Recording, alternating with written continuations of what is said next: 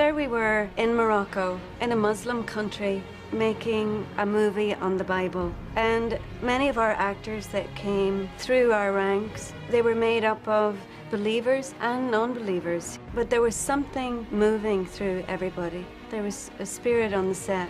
There was something that was deeply connective.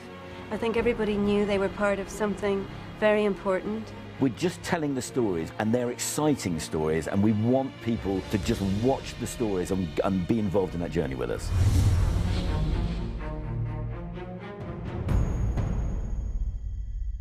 We continually showed dailies, edited dailies, even with music, to the crew every week. Everybody was invited Friday nights after we finished shooting, because how could you feel what you are making and part of if you're not seeing this? And I think when the next director came in, or the next act came in and saw last week's work, it raised everybody's game. The real challenge with the films that I'm doing are the characters. I'm doing Samson and Delilah, I'm doing David and Goliath, I'm doing these heroic characters that we've sort of grown up with. And there's been various Hollywood interpretations of those in the past. And I think really what's important is we don't necessarily want to go down the cliched route of what these characters are. We want to try to find the heart that drives these characters and the belief and the emotion that's underneath the skin of them. And so I instill in my actors to really spend some time with both them and myself, exploring these characters. Even though you are weak, he loves you, David. You have forged God's nation on earth. A star shall come out of Jacob, and a scepter shall rise out of Israel. As a director, one of my big stories was the Nativity, the birth of Christ. That's one of the most famous scenes of all time. So when you see that written on a page, you think, how am I going to do that? How are we going to tell the story of the Nativity? So, you know, designing the set, casting the actors, working on the pages, working on the script, you do that for months and months, and suddenly you're there on the set that you've designed with the actors that you've cast, saying the words that you've been involved in writing. I believe your son is the promised king of his people. What is his name? Jesus. When you have a really iconic scene like that, it's an amazing thing to do. Well, you do sometimes feel that someone is watching over you while you're doing this. During the nativity scene, we played that scene in the rain. So we had rain machines working all night. We had Joseph and Mary in our manger that was constructed out of sort of mud brick. We had a huge storm that day anyway, so we had a real storm and our own rain machines. We had a baby that were a few days old. We had a crew of 10 people. We had a couple more cast, and literally we wrapped for the night. Everyone walked away from the set, and the set collapsed. Where seconds before there were 25 people. So you do think someone's watching over us. And when I watched it back the other day in the edit, I was like, goodness me, that's an incredible thing to have done, to have got together and made that story. And for me to have the opportunity to visualize that was pretty special in my career.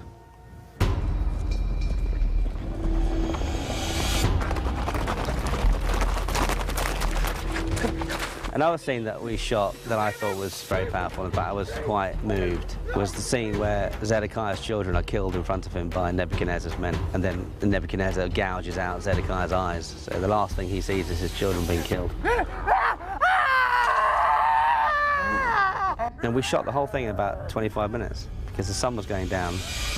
I think it's one of the most powerful scenes in the film.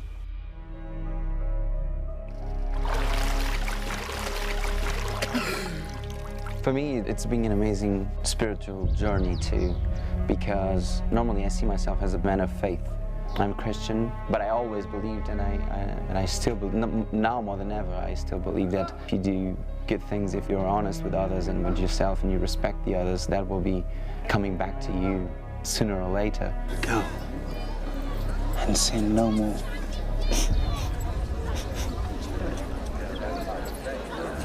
Every day for me is like a new project, because in this story, every scene, it's so important and unique. When I arrive, I come always full of expectations and kind of anxiety, but at the same time, grateful and happy to be on set in this project. So I just hug everybody, just say good morning to everybody, and then we start the process of at least an hour and a half of makeup. Obviously, the most pivotal character in this entire movie is Jesus, and we've actually given him 13 different stages of his makeup.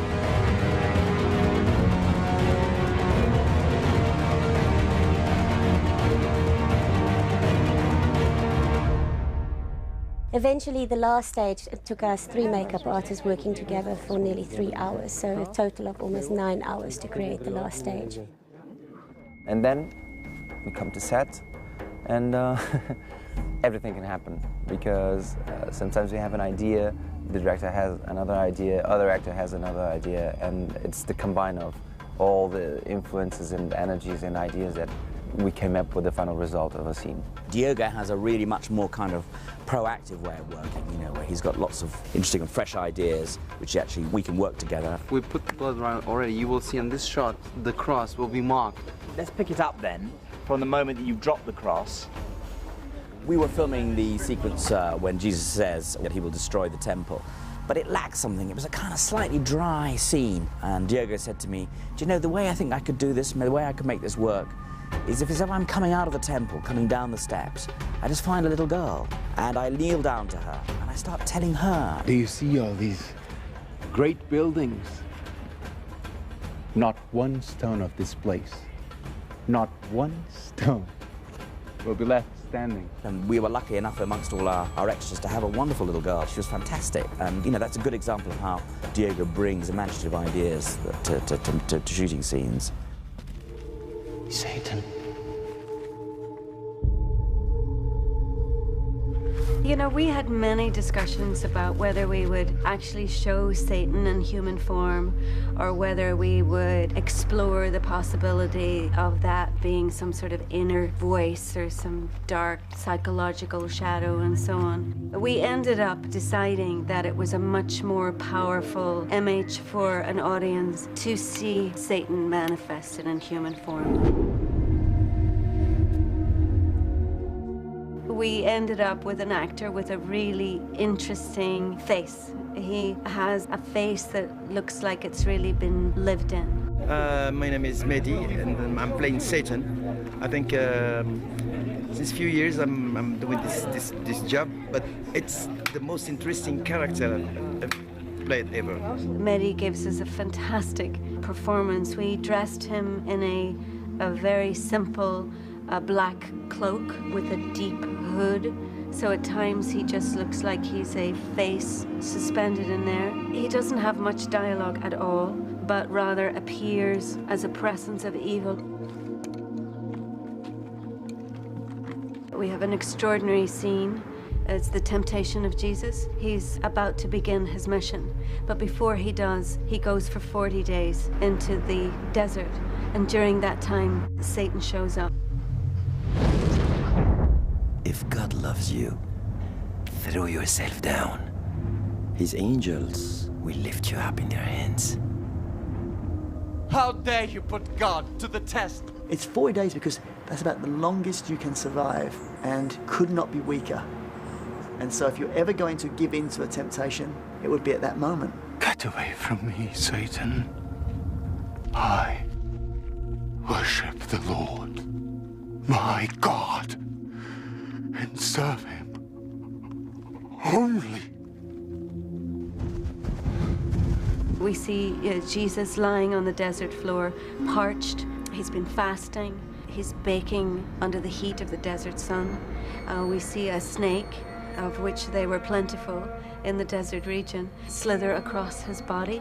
That came out of seeing snakes for other things in the production office, and a huge, long, green snake. And suddenly I was realizing, maybe this should be part of the temptation. We had so many snakes on the set. We had so many snakes that we hired a man, and he was the snake man. He just became known on the set as the snake man, and it was his job to go in ahead of us into locations and clear the area of snakes, many poisonous snakes and scorpions.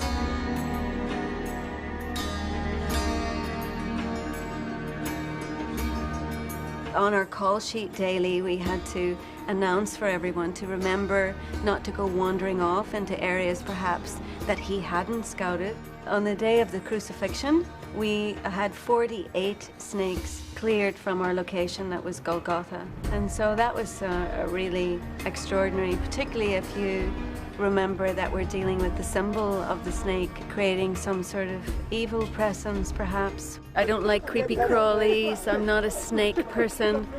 And the name of this snake? Viper cobra. This is a viper. And the other one? It's a cobra. A cobra. On this location where we are today, where we're shooting the first time Jesus comes back to Nazareth, the snake catcher yesterday removed one enormous cobra. And a few days ago, 48 horned vipers. Either of those types of snake can kill you in about 24 hours.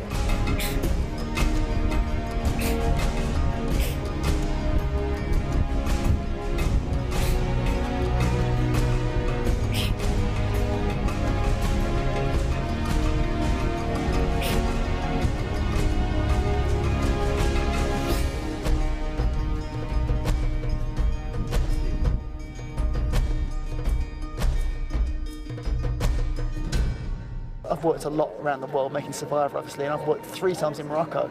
But I actually didn't realise there were cobras here, all these horned vipers.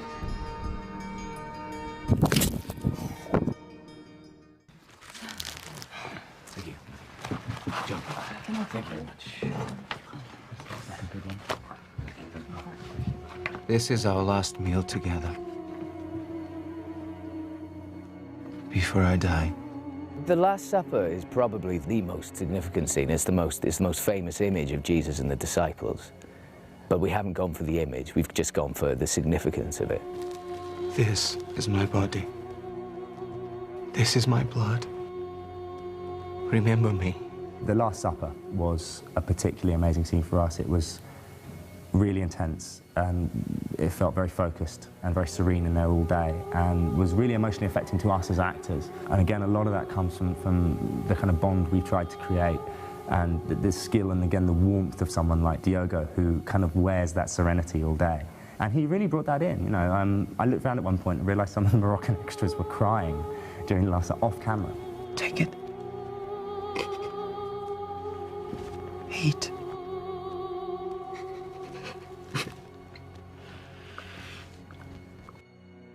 The important thing from the beginning of the genesis of the project was that the stories be told in a human, real and authentic way. And that meant that, you know, it was hard times and people were poor and they didn't have the kind of facilities for cleaning themselves or washing their clothes that we did. And it was rough and tough out there and dirty out there. So our makeup people would carry around little bags of dirt with them. And so this buildup of dirt on their feet became a big joke among the actors around the set, and we nicknamed it Bible Foot. The boys, in their camaraderie, wanted to see who had the best Bible foot on the set. So we had a Bible foot competition out there in the desert. The boys were very funny because they used the characteristics of the roles they were playing to comment on their Bible foot.